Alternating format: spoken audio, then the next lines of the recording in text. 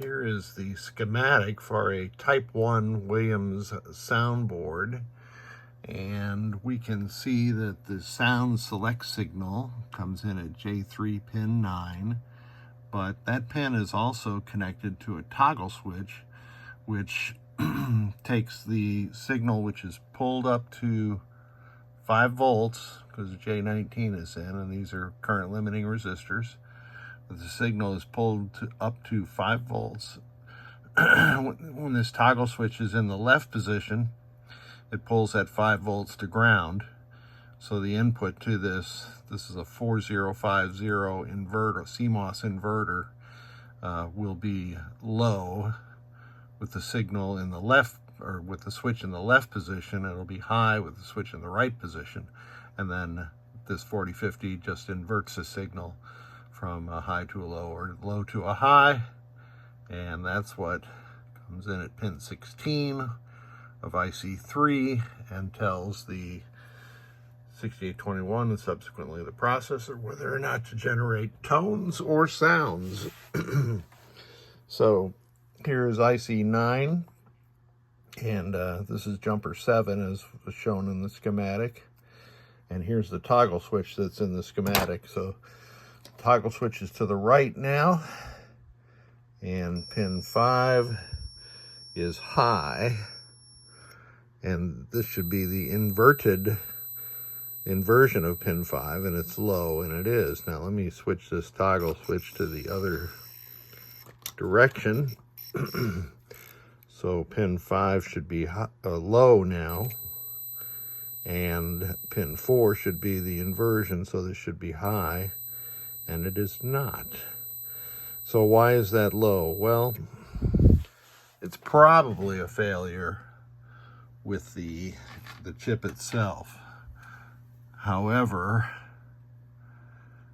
it could be that this 6821 is pulling the signal low also.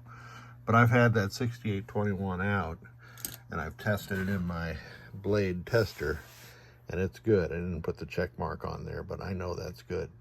So I'm going to remove this chip, install a 16-pin socket, and then put another 4050 in there, and we'll see what happens. What happens now, if I play the sounds, is all the sounds are tones. Interesting that there's no scale. Let me try that again.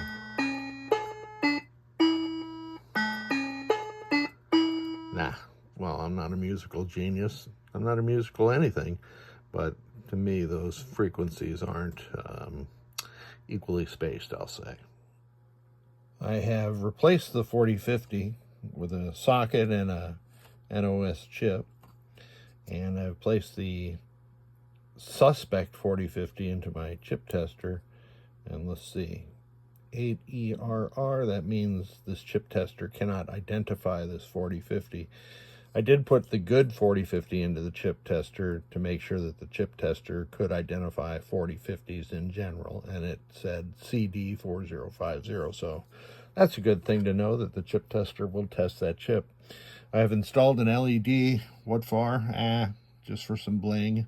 And when the toggle switch is in the left position, it is not lit, and when it's in the right position, it is lit, and that means that sounds will be generated instead of tones. So let's go back and use my doodad to listen to the tones.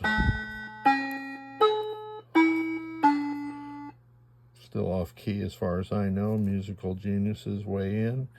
Now I'm going to switch the switch over to sounds, and interesting, you can do that on the fly, meaning you don't have to reboot this essentially single board computer. So let's listen to the sounds now.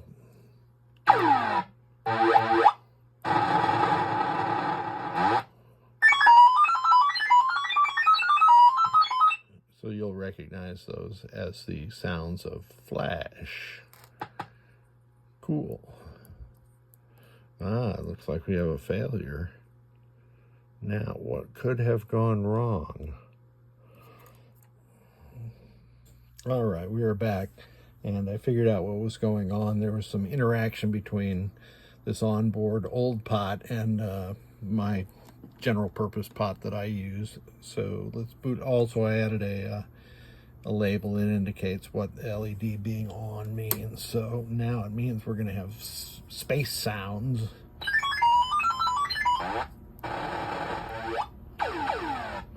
And with the LED off, like it is now, we have tones. All right, let's go back to space sounds.